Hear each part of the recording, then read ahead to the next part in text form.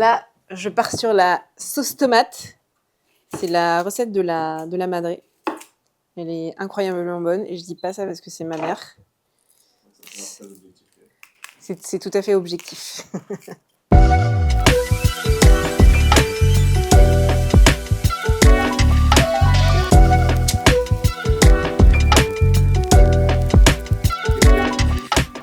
Dans cette sauce, il y a oignon ail, tomate. Là, j'ai acheté du basilic, donc on mettra du basilic en plus. Du thym, du laurier. Voilà, le laurier, ça fait un petit truc en plus. C'est quand même un ingrédient spécial qui a beaucoup d'amour.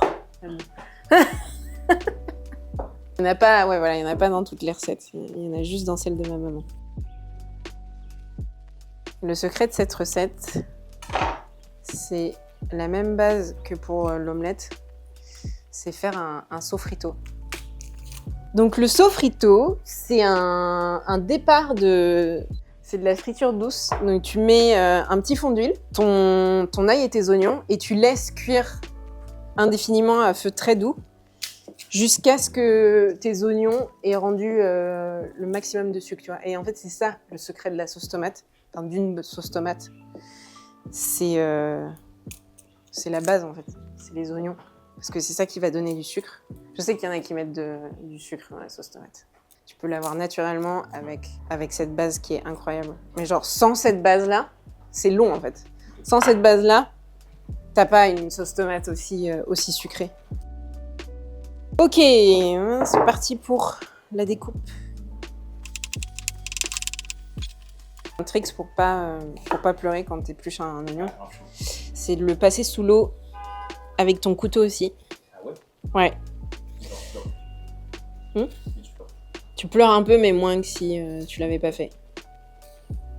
Je sais pas ce qui se passe, mais en tout cas, ça fonctionne. Ça fonctionne un peu. Après, il faut réitérer le trempage de l'oignon, tu vois. Alors, donc, ça c'est, comme je disais tout à l'heure, la base du sofrito. Un fond d'huile, en toute honnêteté, j'ai pas mis beaucoup d'huile, ça va. Je l'ai pas fait à l'italienne, genre où ça baigne dans l'huile. Là, une bonne dizaine de minutes. On met à feu moyen et tu remues non-stop pour pas que ça colle dans le fond. Et voilà. En attendant, je vais continuer de couper mes tomates. Donc ça, c'est l'ail en purée.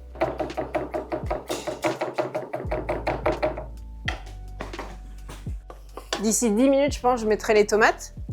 Après, il faudra laisser réduire encore.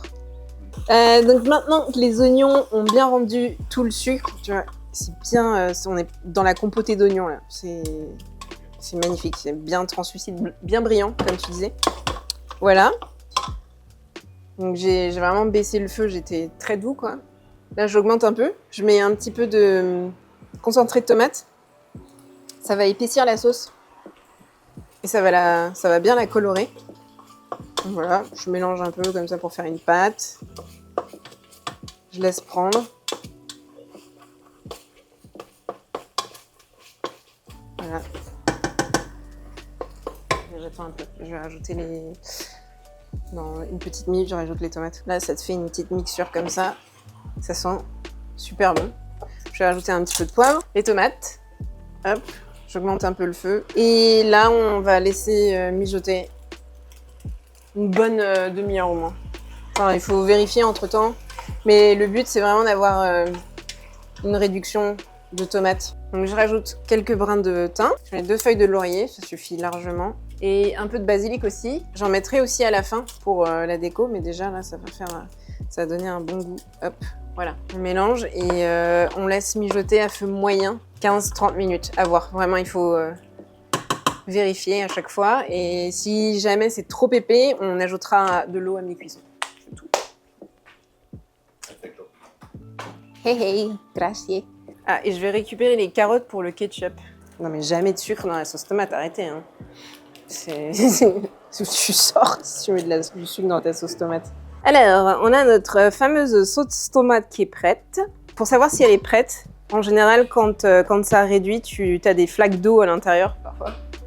Et donc, quand c'est prêt, c'est vraiment, il n'y a plus d'eau. C'est juste tu te retrouves avec une pâte. Donc, comme je disais tout à l'heure, j'aime bien quand la sauce tomate est épaisse.